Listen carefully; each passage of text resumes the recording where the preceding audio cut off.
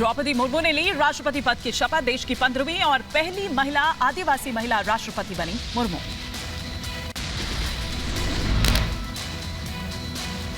मुख्य न्यायाधीश एनवी रमना ने दिलाई पद और गोपनीयता की शपथ। संसद भवन के सेंट्रल हॉल में महामहिम मुर्मू ने ली शपथ।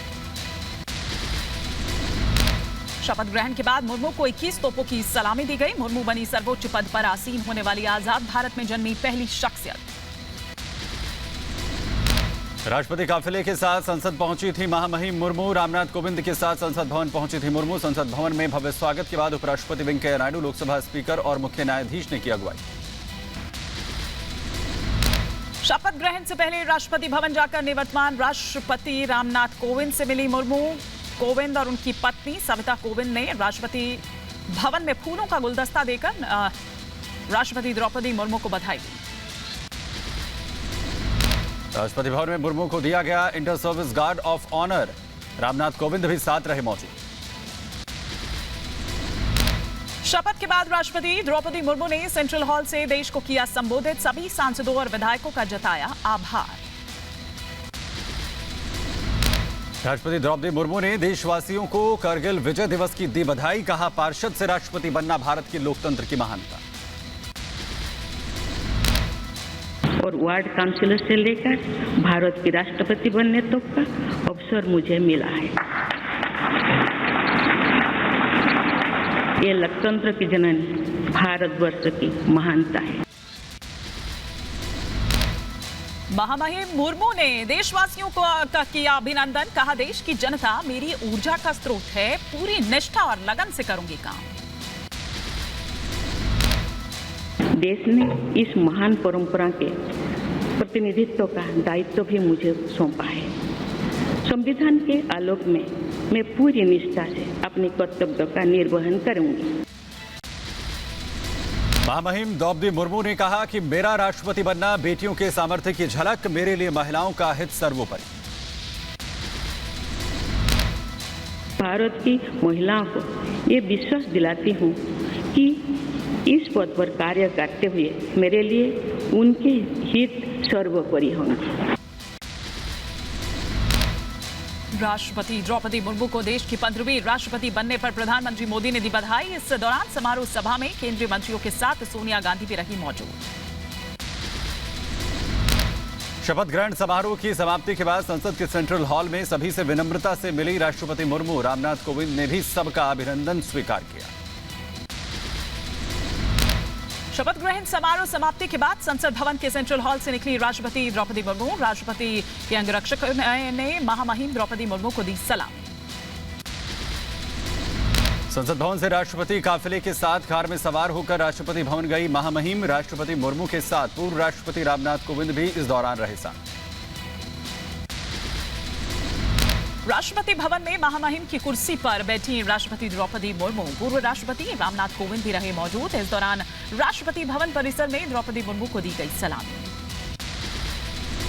राष्ट्रपति भवन में महामहिम द्रौपदी मुर्मू को दिया गया गार्ड ऑफ ऑनर। राष्ट्रपति मुर्मू ने गार्ड ऑफ ऑनर का किया निरीक्षण। द्रौपदी मुर्मू ने राजघाट जाकर बापू को दी श्रद्धांजलि। महामहिम मुर्मू ने महात्मा गांधी को पुष्पांजलि अर्पित कर किया नमन। पंजाब के अमृतसर में एक कलाकार ने नवनिर्वाचित राष्ट्रपति द्रौपदी मुर्मू को शपथ ग्रहण पर दी बधाई। 7 फीट लंबी पेंटिंग बनाकर बधाई। पूर्व राष्ट्रपति रामनाथ कोविंद को दी गई विदाई। रामनाथ कोविंद को दिया गया guard of honour. PM Modi ने कोविंद को कार्यकाल के लिए दी बधाई।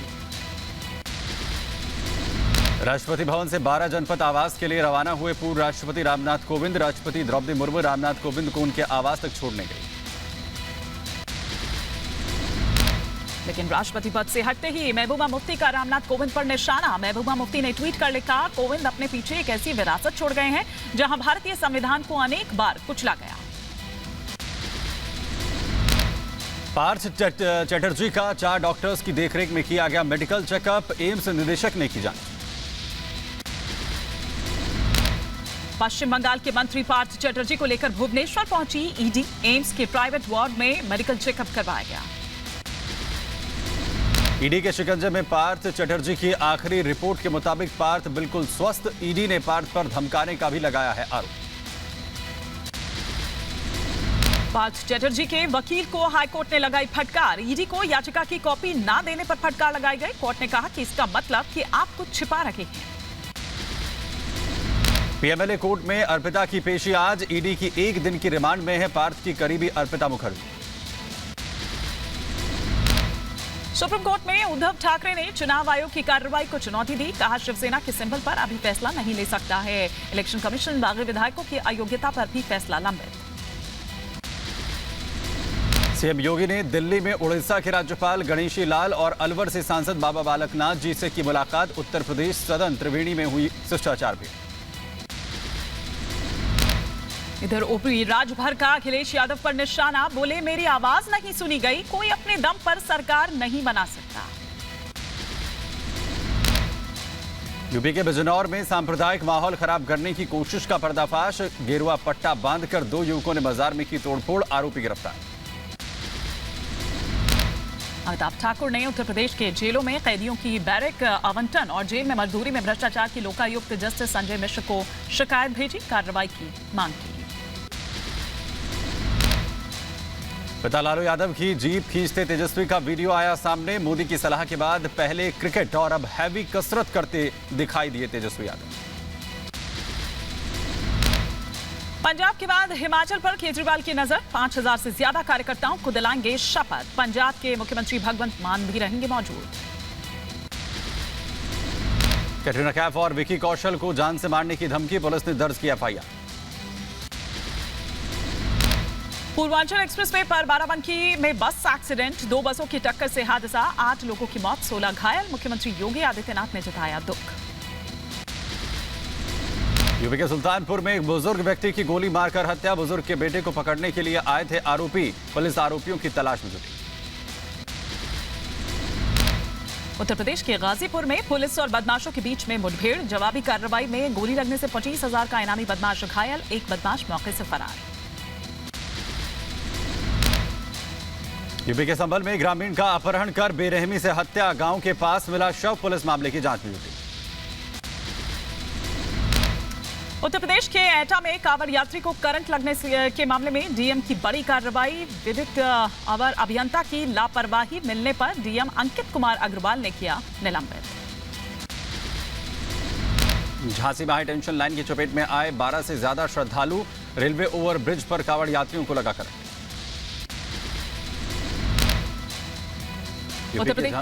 उत्तर प्रदेश के झांसी में पुलिस अधीक्षक रविंद्र कुमार ने कांवड़ यात्रा की तैयारियों को लेकर निरीक्षण किया। व्यवस्थाओं को बेहतर बनाए जाने के सख्त निर्देश भी दिए।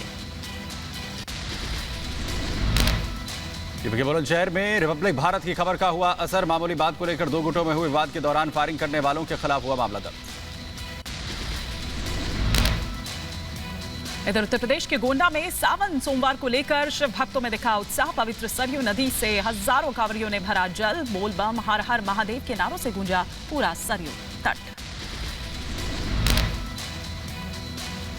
यूपी कुशीनगर में आजादी के अमृत महोत्सव में नई पहल। महोत्सव में गुमनाम गायकों को पहचान दिलाने में जुटे 3 विश्वविद्यालयों के कुलपति। खबरों में आगे बढ़ेंगे। बात इधर करेंगे कि किस तरह से इधर उत्तर प्रदेश के एटा में डीआईजी दीपक कुमार ने एसएसपी के साथ कांवड़ियों की सुरक्षा व्यवस्था का जायजा लिया। पुलिस अधिकारियों को दिए सुरक्षा को लेकर कड़े निर्देश। यूपी के कुशीनगर में थाने में जन्मदिन मनाने पर टीआई पर कार्रवाई। एसओ समेत 5 पुलिसकर्मी लाइन हाजिर। एसपी ने की कार्रवाई। गुवाहाटी में कंटेनर डिपो में लगी भीषण आग। दमकल की गाड़ियों ने आग पर पाया काबू। लाखों के नुकसान की आशंका। यूपी में अब गंभीर बीमारियों से पीड़ित बच्चों के लिए बढ़ेंगे 352 पीआईसीयू बेड। 88 जिला अस्पतालों और मेडिकल कॉलेजों में 4-4 बेड की होगी व्यवस्था।